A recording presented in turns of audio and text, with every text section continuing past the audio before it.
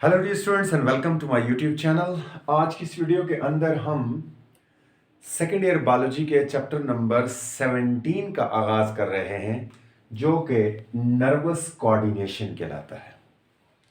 याद रखिएगा कि इस चैप्टर के अंदर हम नर्वस कोऑर्डिनेशन के डिफरेंट जो स्टेप्स हैं और नर्वस कोऑर्डिनेशन में जो हमारी बॉडी के अंदर डिफरेंट ऑर्गन्स इन्वॉल्व हैं उन सब की स्टडी करेंगे। और इसमें हम ये भी देखेंगे कि नर्वस कोऑर्डिनेशन में जो खराबियां पैदा हो जाती हैं वो कैसे होती हैं, और नर्वस कोऑर्डिनेशन जो हमारी बॉडी में होता है वो एक्चुअली नर्व कैसे ट्रांसफ़र करता है। साइनेप्स को स्टडी करेंगे, नर्व इम्पल्स को ट्रांसफ़र करेंगे, उसकी टाइप्स को स्टडी करेंगे इंशाल्लाह। तो आइए चैप्टर का आगाज़ करते हैं नर्वस कोऑर्डिनेशन से। यानी अगर मैं अपना ये हाथ हिला रहा हूं तो ये खुद ब खुद नहीं हिल रहा है। इस हाथ को हिलाने के पीछे हमारी बॉडी का एक प्रॉपर सिस्टम काम कर रहा है और सिस्टम को कहते हैं नर्वस सिस्टम। और जितने भी बॉडी के अंदर फंक्शन हो रहे हैं वो फंक्शन बाकायदा एक तरतीब से हो रहे हैं। मेरा मुंह हिल रहा है, मेरी आंखें इस वक्त देख रही हैं, मेरे कान इस वक्त सुन रहे हैं, मेरी उंगलियां मुख्तलिफ अंदाज में हिल रही हैं। ये सारे के सारे सिस्टम एक खास लय के तहत हो रहे हैं, एक खास कंट्रोल के तहत हो रहे हैं, और उसी कंट्रोल का नाम जो है वो कोऑर्डिनेशन है। कोऑर्डिनेशन दो टाइप का होता है। एक कोऑर्डिनेशन हमारा नर्वस सिस्टम करता है और दूसरा कोऑर्डिनेशन हमारी बॉडी के अंदर मौजूद खास किस्म के ग्लैंड्स करते हैं, जिन्हें हम कहते हैं एंडोक्राइन ग्लैंड्स। जो नर्वस कोऑर्डिनेशन है, जैसे उसके नाम से जाहिर है, ये हमारी बॉडी के नर्व करते हैं। ठीक है, नर्व में खास तौर पर न्यूरॉन्स मौजूद होते हैं। और जो केमिकल कोऑर्डिनेशन हमारी बॉडी में होता है, केमिकल कोऑर्डिनेशन के लिए जो रिस्पॉन्सिबल हैं वो एंडोक्राइन ग्लैंड्स हैं और उसमें पाए जाने वाले हार्मोन्स हैं, जिसको हम इंशाल्लाह इससे अगले चैप्टर में डिस्कस करेंगे। तो आइए जनाब देखते हैं कि नर्वस कोऑर्डिनेशन क्या है। The coordination in our body that is brought about by the nervous system is called the nervous coordination. ठीक है, हमारी बॉडी में वो कोऑर्डिनेशन जिसको कंट्रोल नर्वस सिस्टम करता है, जो नर्वस सिस्टम की मदद से होता है, उसको हम जो है वो नर्वस कोऑर्डिनेशन कहते हैं। And neurons are directly involved in the nervous system.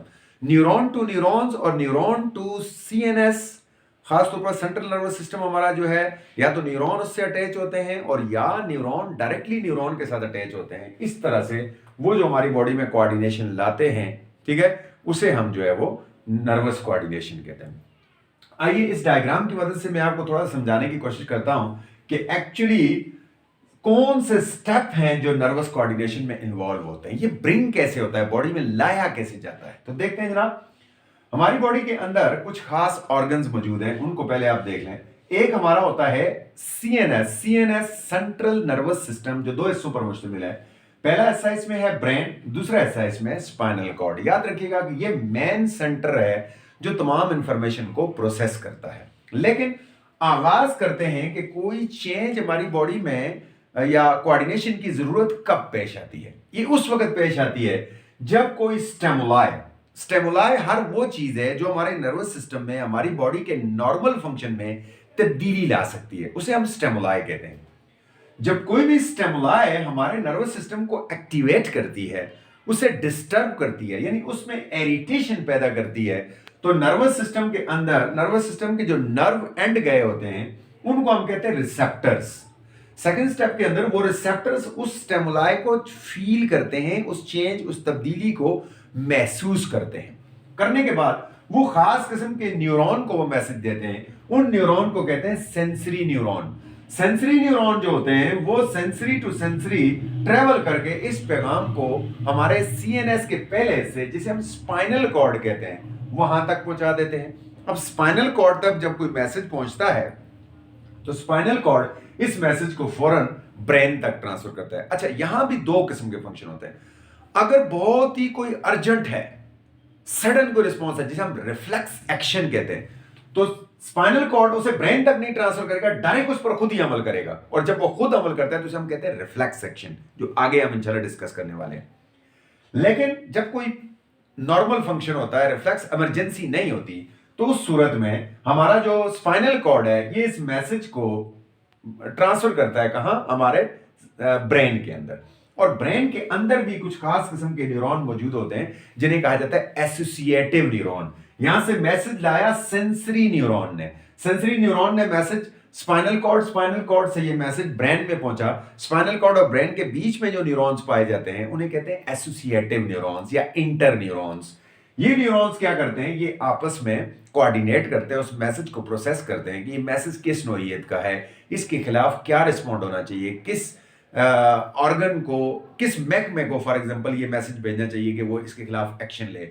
Army को कहा जाए, पुलिस को कहा जाए, नेवी को कहा जाए या फिर रेंजर को कहा जाए, किसको कहा जाए कि वो इसके खिलाफ एक्शन करे। इस प्रोसेस को प्रोसेस किया जाता है और प्रोसेस होता है वो कहाँ, वो हमारे सीएनएस में मैसेज प्रोसेस होता है। इसे एनालाइजिंग या प्रोसेसिंग कहते हैं।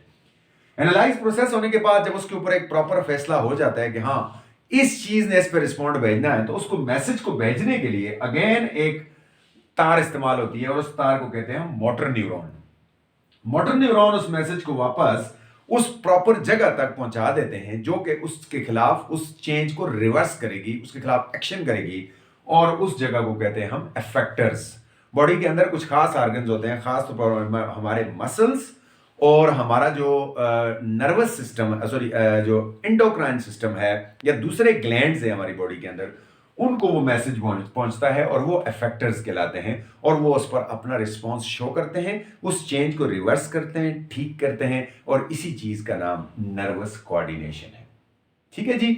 अच्छा जी, अब थोड़ा सा यहां देख लेते हैं। Nervous coordination is consist of the following man steps. इसके अंदर ये मैन स्टेप्स होते हैं जो मैंने आपको बता दिए, आप सिर्फ लिखा हुआ आपके नोट्स के लिए मैं आपको एक्सप्लेन कर रहा हूं। ठीक है। पहला होता है जनाब स्टिमुलस। स्टिमुलस क्या होता है? Anything that can bring a change in our nervous system is called a stimulus. It can be internal or external change and it mainly produce irritation. मैंने आपको बता दिया, ये एक कैंडल है, जब हमारी उंगली को आग की ये तपश पहुंचेगी तो वो यहां मौजूद न्यूरॉन्स में इरिटेशन पैदा करेगी, नर्व एंडिंग में इरिटेशन पैदा करेगी, चेंज पैदा करेगी, उनके नॉर्मल जो रेस्टिंग मेम्ब्रेन पोटेंशियल में है उस पोटेंशियल को बदल देगी। जब बदलेगी तो सिस्टम आगे की तरफ चल पड़ेगा। उसके बाद दूसरी जो चीज होती है वो होता है रिसेप्टर। रिसेप्टर वो चीज है जो इस स्टिमुलस को रिसीव करता है। अगर यहां नर्व एंडिंग ना हो तो जला दो पूरा, पता नहीं चलेगा, लेकिन जब नर्व एंडिंग उसको स्टिमुलस को रिसीव करती है तो उसे हम रिसेप्टर कहते हैं। Those body parts which can detect the stimulus are known as receptors.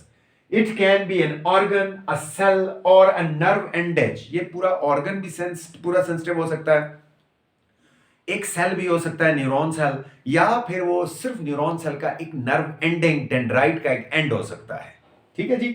तो फिर क्या होता है? Ending only, and there are many types of receptors. अब रिसेप्टर्स की टाइप्स ही बहुत सारी हैं। वो कौन कौन सी है जनाब? फोटो रिसेप्टर जो लाइट को डिटेक्ट करते हैं, अमूमन हमारी आंखों के अंदर पाए जाते हैं। केमो रिसेप्टर्स जो मुख्तलिफ केमिकल्स को रिसेप्ट करते हैं और ये हमारी जुबान में भी होते हैं। इसके अलावा हमारी नाक में भी पाए जाते हैं, जो आने वाली खुशबू को, उसमें जो केमिकल है उसको फील करते हैं। मैकेनो रिसेप्टर्स ये बॉडी पर पड़ने वाला प्रेशर, दबाव, उसको फील करते हैं। इसके अलावा नोसिसेप्टर्स या पेन रिसेप्टर्स जो बॉडी में होते हैं वो दर्द का एहसास पैदा करते हैं। मुख्तलिफ इलाकों के अंदर जहां दर्द हो रहा होता है उसको जब सेंड करते हैं तो उन्हें नोसिसेप्टर्स या फिर पेन रिसेप्टर्स कहते हैं जी। रिसेप्टर से बात जब आगे निकलेगी, यहां तक हो गई, तो अब आ गया सेंसरी न्यूरॉन। सेंसरी न्यूरॉन पे पहुंच गया हूं।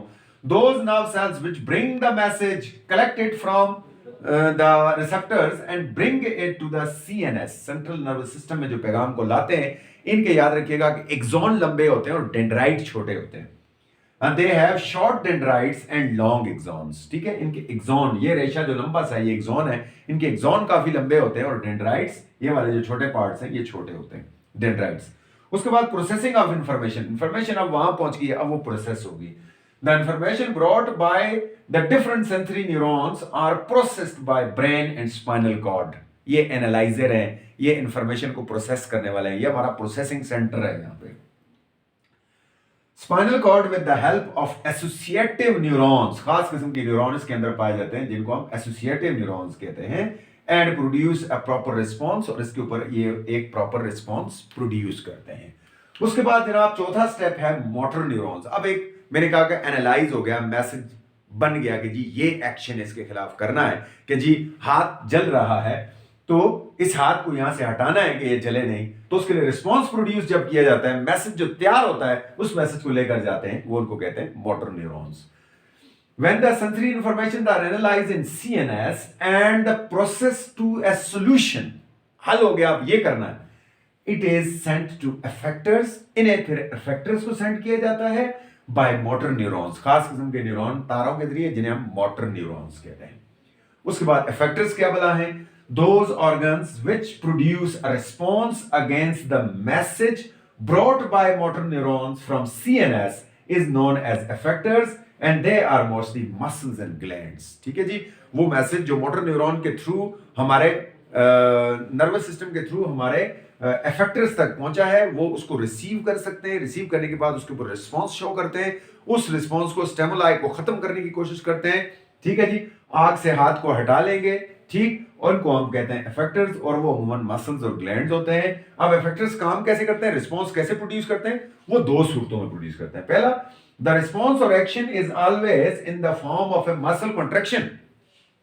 मेरे यहां मसल्स मौजूद हैं, ये मसल जैसे कॉन्ट्रैक्ट होंगे हाथ पीछे हो जाएगा। ठीक है जी, अब हाथ कैंडल के करीब था, जल रहा था, इधर रिस्पॉन्ड आया, सारा प्रोसेस हो गया, रिस्पॉन्ड इधर पहुंचा, ये मसल कॉन्ट्रैक्ट होगा, कॉन्ट्रैक्ट होने से हाथ दूर हो जाएगा, तो ये in the form of muscle contraction होगा, और या फिर in the secretion of hormone in case of glands. अगर ग्लैंड को कोई मैसेज गया है तो वो एक खास किस्म का रिस्पॉन्ड के लिए क्या प्रोड्यूस करेगा? वो प्रोड्यूस करेगा जनाब एक खास किस्म का केमिकल, उस केमिकल का नाम है हार्मोन, और हार्मोन को इंशाल्लाह हम अगले चैप्टर में डिस्कस करेंगे। आई होप कि ये आपके लिए फायदेमंद साबित होगा।